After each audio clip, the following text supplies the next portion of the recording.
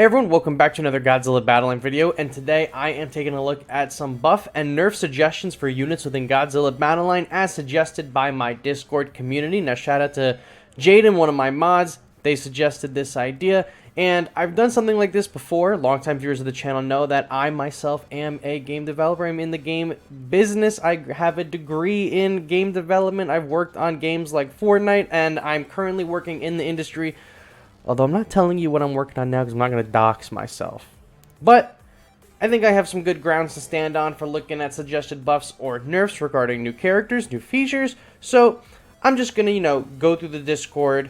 Spence and Jaden, I can't think all the top of my head what they did. They pinned a bunch of good suggestions. So I'm going to go look through some of those pins. I'll chop them up through this video and just edit it here and there to just make it flow better. So if you hear, some disruption in the song in the background or my voice or whatever, I'm just editing it really haphazardly and throwing it together. But we'll get into all the buffs and the nerfs right now, I guess. I don't have a better transition for this video. Our first suggestion comes from Please Stop, and they have suggested a series of Mechagodzilla themed buffs looking like it is for Mechagodzilla 2021 and 1993, so let's take a look. Mechagodzilla missiles will activate at 50% HP instead of 33%. Good change. I like that a lot. I don't mind that Mechagodzilla has 3 different attack phases. I think his range is a major problem. So I think if his missiles activate at 50% HP instead of 33%, I think we should just scrap altogether that Scorpion Tail move that he does. I don't think it's that good, and it's definitely not as iconic as the other 2 moves in the set. So take the Scorpion Tail out. Make the punch with the small AoE his default attack, and then at 50% HP, switch to the missiles. Perfect. That's a good change. I like that. Missile range increased to Burning Godzilla's default range instead of kissing them to attack. Like I said, I think Mechagodzilla's biggest problem is his range. He has to get extremely close to the enemy units in order to actually do anything, and to activate his missiles being so close, that's a huge problem. So him having Burning Godzilla's range, that's not like crazy range. It's okay range. It's decent range, really middle of the ground range. I don't know what else I could say regarding the range, but I think changing the range, I gotta stop saying range, but changing the distance of the missile attack will help him out. I think that the distance at which he attacks is the major problem with his kit, not the kit itself. Missiles do damage when he shoots, not after the animation. So, if I'm reading this correctly, and I think I understand what's being said, Mechagodzilla 21 does his damage with the missiles. It does the animation for the missiles, and then the damage is calculated. This should do damage calculated while the missiles are playing. That's just, I think, maybe a bug fix that they could do at any point in time. I like that. That's fine. It's like flavor. Mechagodzilla 21 now targets air with missiles. Applies 5-second low flying state once he gets a hit. I think this change might be a little, I don't know if that would be too powerful. I feel like him applying the low flying state would immediately end the air meta every time he uses the missiles to hit, especially if the missiles have the Burning Godzilla range. I really do like the idea that the missiles can target flyers instead of targeting them accidentally. That is good to me. Maybe applying the low flying state, that sounds like, on top of all these other changes, that sounds like a lot, especially with right underneath this missile damage increased by 10%. I'm going to veto the 5-second low flying state, because I also don't think if you're running him on your team, you need him to be able to apply low flying state, because odds are you're using characters that can already hit air. You're probably using Batra, Leo, God, if I had to guess, you're probably using like Ultramans, GMK, Burning Godzilla, the Evangelion units, and most units in the game can hit air. This would only really benefit like G89 and Final Wars Gigan. I don't think you need that much. I think it's fine as it is.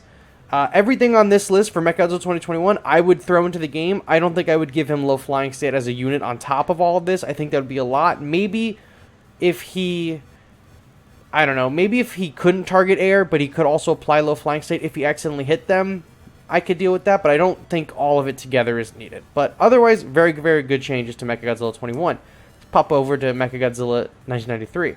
Increased HP by 25%. no problem with that. Mechagodzilla 93 gets the short end of the stick ritually, or I guess habitually these days, so not a very good unit anymore. 25% increase to HP, I'm all on board for. Make him a little bit beefier for a 4 cost with decent anti-air. That could see some play.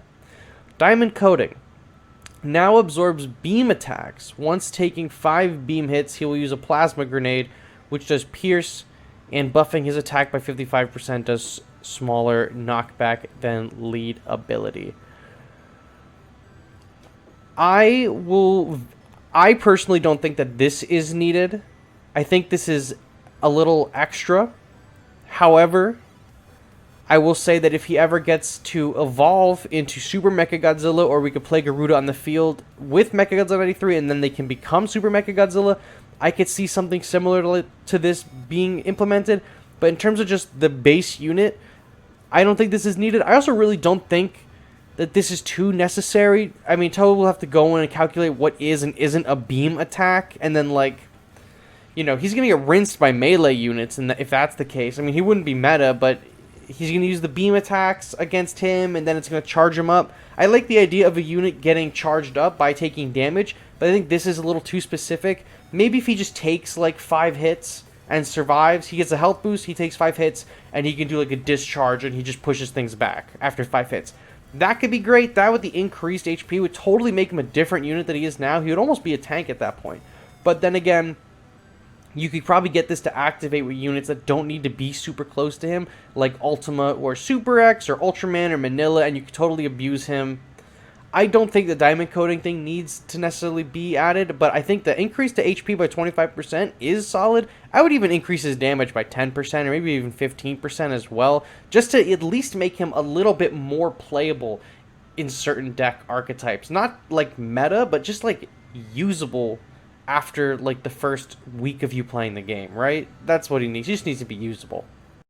Our next suggestion is Jet Jaguar Singular Point Theme, coming from Zapdactyl, another one of my moderators in the Discord. So he's specified at what level these changes are reviewing them, because he's provided actual numbers. Awesome. So at level 20, I think that's how we're viewing this whole kit. It says, I think JJ Singular Point needs only few buffs to be at A tier or at least a very high Bs. I only increase his HP so will be able to better tank in case his shield breaks. He still cannot hit flying because I don't think Toho would ever do that, sadly. Alright, well, at level 20, he currently has 2,337 health. Zap suggests bringing it up to around the 3,890 range. And then as a leader, increasing the attack from 408 to 490. And then leader ability cost from 2 to 1. Leader ability deals 2 times normal damage in a circle and increases the movement speed of allied long-range units in the battlefield for 60% for 15 seconds. I like the leader changes. I don't know about the speed boost. I think the speed boost was probably fine how it is, but the 60% is going to allow you to use a different character to rush than Gigan, so I'm all for that, switching up the meta. I like that a lot. That leader ability seems fine to me. The stat increase on the leader attack is fine to me. I really don't think the leader attacks matter too much, so, but just more damage, fine. Leader ability cooldown, always love to see leader abilities get decreased cost. Now, nothing changing with this kit, but his HP going up by a significant margin. I don't know what the percent is on that, but from 2,337 to 3.890, I think that's probably fine. I would maybe make it 3.9 just because my OCD is going off the charts by the 3.89, but I think that he is certainly lacking in the health department. He can absorb infinite amounts of damage twice, and then he just immediately gets butchered straight to the ground. I think increasing his HP to make him able to tank some of the more high-power targets that are entering the meta could actually bring him back into play, especially against long-range units, Super X, Ultima. He's the perfect counter to them, so I think I have nothing bad to say. Increasing his HP is good. He's a mid-B tier unit. Some players are seeing success with him, but that's only at really high levels, and even at level 20, as we can see the stats, that's not insanely high. I think maybe giving him this additional stat boost is going to help him out a lot. I like all the changes here. I really have nothing negative to say about it. I think that this would move him up to a tank that you might slot into your deck to a tank that you probably would slot into your deck.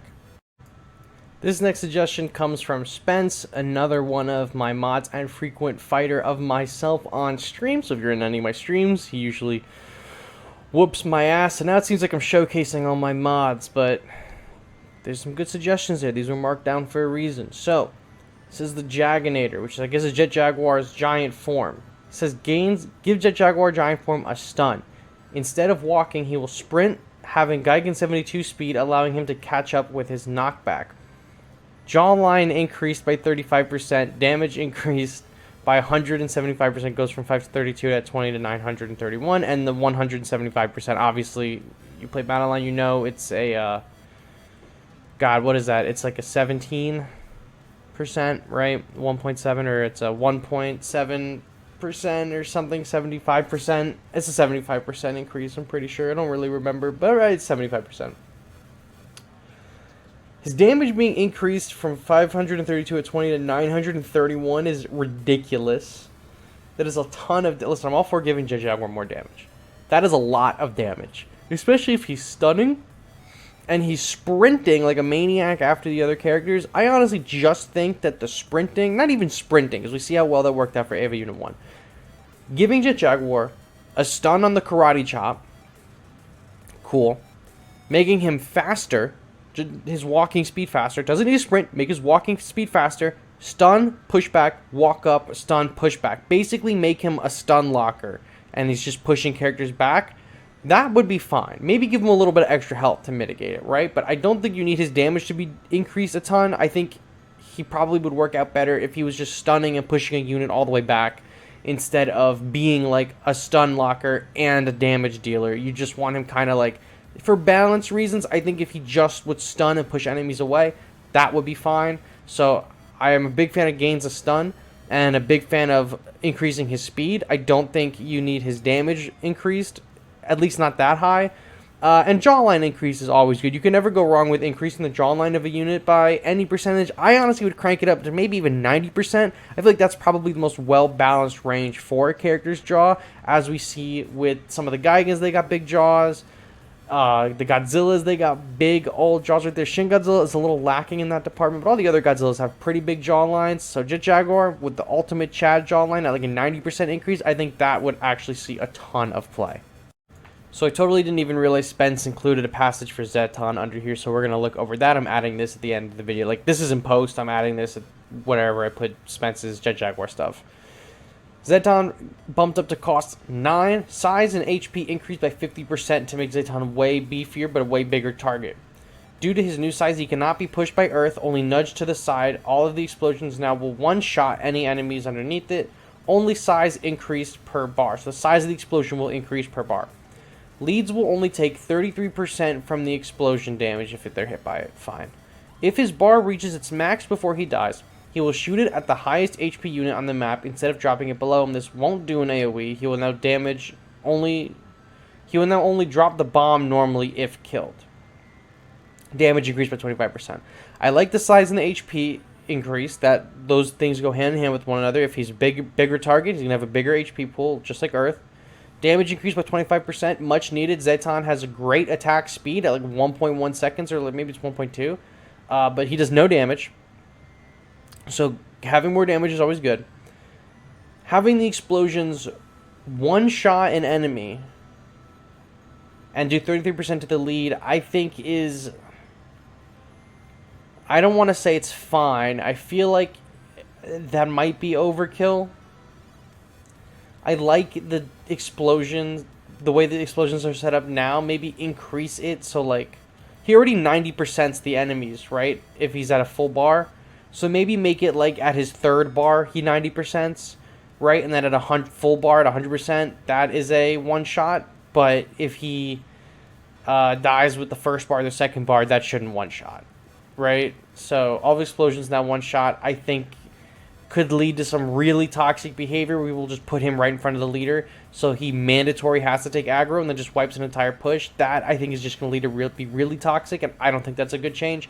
But maybe making it so he does 100% for a one-shot at a full bar is good. Now, for him reaching his full bar and then sniping an enemy unit, I also think could lead to some pretty toxic gameplay tactics. I probably just wouldn't include this ability at all. I would keep the damage, keep the cost increase. I would actually, if you kept him 8 costs, he'd probably be in the, not meta, but more used in the meta. Size increase, HP increase, fine. and accelerating the amount of damage that he does per the explosion bar, I think is a good change too. This snipe thing, I don't think you need the snipe thing. I think that's overkill. That's just flare, and I think it could actually end up causing some serious problems in the balance of the game, because then he's going to become like the de facto build piece in a sniper meta deck, and you're just be able to protect him for the entire game and snipe out huge pushes. It's just going to be so toxic. I mean, it could be fun. Don't get me wrong. That sounds super fun. I don't really think it's needed in this kit.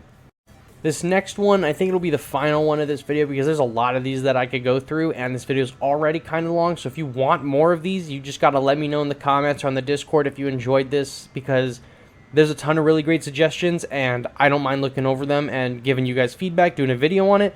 If you want more, just let me know, but I don't want the video to run super, super long. So this will be the last one for this video, but if you want more, I can do more. There's no shortage of this. So, Kakos, I hope I honestly never know if I say your name right. Kakus, I don't know.